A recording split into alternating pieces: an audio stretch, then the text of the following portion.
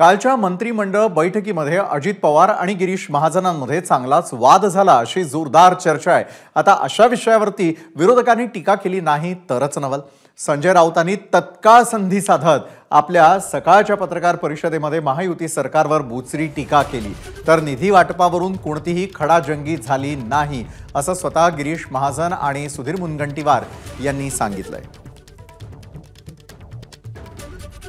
गिरीश महाजन हे निधी मागत होते अर्थमंत्री अजित पवारांकडे कॅबिनेटमध्ये, आणि अर्थमंत्री म्हणतात आता मी महाराष्ट्राच्या जमिनी विकून तुम्हाला पैसे देऊ का, आमचाच पैसा तुम्ही घेताय आणि आमच्या दातावरती तुम्ही काय चिंचोके मारताय, हे किती काळ चालणार। म्हणून महाराष्ट्राच्या जनतेला विचार करावा लागेल आणि नक्कीच जनता विचार केल्याशिवाय राहणार नाही। विधानसभेचे वारे सुरू झालेले आहेत। कोणी म्हणतात की अजितदादांना घेऊ नये, अजितदादा गेलेत, आता मर्जीने गेलेत, का गेलेत, मर्जीने गेले की मजबुरीने गेलेत।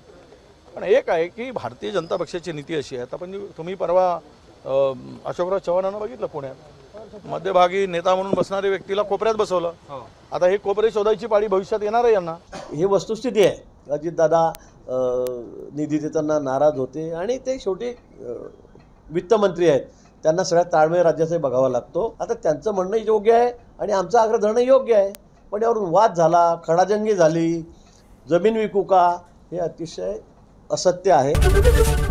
एबीपी माझा, उघडा डोळे बघा नीट।